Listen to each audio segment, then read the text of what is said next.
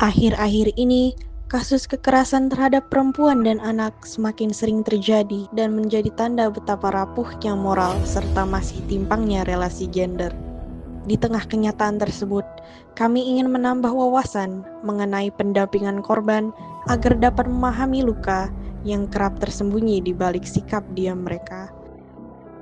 Setiap kisah kekerasan mengingatkan kita bahwa tidak ada seorang pun yang pantas hidup dalam ketakutan, terutama di tempat yang seharusnya menjadi ruang aman. Dengan mengangkat isu kesetaraan gender dan good health and well-being, kami berusaha memahami bahwa kekerasan tidak hanya melukai tubuh, tetapi juga batin.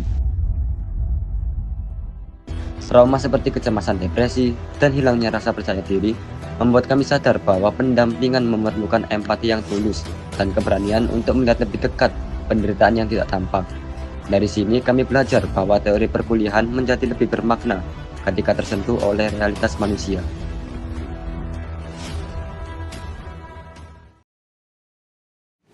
Melalui pemahaman tentang peran Safi Amira Women Crisis Center, kami ingin melihat bagaimana para penyintas berjuang untuk pulih hingga kembali merasa layak dan aman.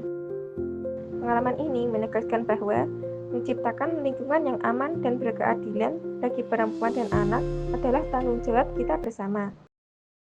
Nama saya Alif Indrasari. Saya sebagai advokasi Safi, juga sekaligus koordinator penanganan kasus di Safi Amira. Jadi yang handling kasus itu adalah saya, yang kemudian dirujukkan kepada pendamping-pendamping yang ada di Safi Amira. Sebenarnya kalau visi misinya Safi Amira itu termuat di websitenya Safi, jadi kan teman-teman bisa baca. Safi Amira juga terkait visi ya, visinya saya perlu baca yaitu masyarakat yang sehat, berdaya, setara dalam sistem yang inklusif, berkelanjutan, dan berwawasan lingkungan. Sehat ini dapat diartikan sehat secara mental, sehat secara jasmani kayak gitu kan ya. Terus kenapa kok sekarang kenapa kok menggunakan berwawasan lingkungan, karena itu bagian dari diri kita ya, ekosistem juga kan ya, yang perlu menjadi konsen kayak gitu. Jadi harapannya seperti itu. Terus untuk misinya sendiri adalah meningkatkan akses terhadap kesehatan itu bisa jasmani maupun secara mental kayak gitu ya, dan kemudian kesejahteraan yang adil serta memperkuat kapasitas individu dan komunitas untuk meraih kehidupan yang layak, bermartabat, dan berdaya. Terus untuk selanjutnya adalah mendorong sistem yang berkelanjutan dan inklusif dengan menjaga keseimbangan antara perlindungan ekosistem dan keadilan sosial ekologis, yang dimana melalui praktek-praktek adil, partisipatif, serta berbasis kearifan lokal dan perkembangan pengetahuan dan berkelanjutan lintas generasi. Jadi seperti itu. Lihat ini kan bilangnya Safi Amira kan Jawa Timur kayak gitu kan ya. Nah kalau misalnya terkait Safi Amira sendiri, memang kasus tertinggi masih didominasi di ranah privat, yaitu kekerasan rumah tangga. Selanjutnya adalah kekerasan seksual kayak gitu ya.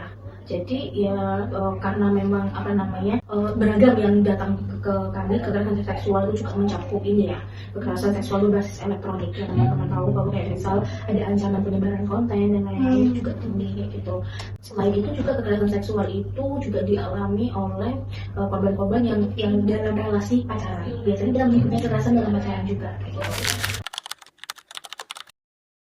Iya, kekerasan itu tidak hanya terjadi di ruang-ruang perdesaan aja, enggak gitu. Malah menurut saya dimanapun itu kita bisa mengalami kekerasan, kalau tidak hanya di desa maupun di perkotaan kayak gitu. Tapi mungkin lebih rentannya adalah ketika itu sudah di desa. Kita tahu ya, budaya kita itu adalah budaya patriarki gitu, yang masih mengental di sebuah desa tersebut kayak gitu. Nah hal tersebut yang dari budaya patriarki itu tuh juga akhirnya menunjukkan bahwa adanya relasi kuasa yang tidak setara ini gitu. Secara akses pendidikan dia nggak jaga kayak gitu, secara informasi mungkin dia terbatas. Kasus mutilasi di Mojokerto menjadi pengingat bahwa kekerasan dapat terjadi di mana saja dan menimpa siapa saja. Peristiwa itu menunjukkan betapa rentannya masyarakat terhadap tindakan yang ekstrim, bahkan di lingkungan yang tampaknya aman. Dari anak-anak, orang dewasa, hingga lansia, semua punya resiko menghadapi kekerasan yang muncul tanpa tanda. Jika kekerasan setinggi itu bisa muncul di tengah masyarakat, maka tidak menutup kemungkinan bentuk kekerasan lain terjadi lebih dekat dengan kita, termasuk di lingkungan kampus. Kekerasan bisa hadir sebagai pelecehan seksual, tekanan mental, perundungan, atau tindakan fisik, sehingga kampus pun perlu tetap dijaga sebagai ruang yang aman.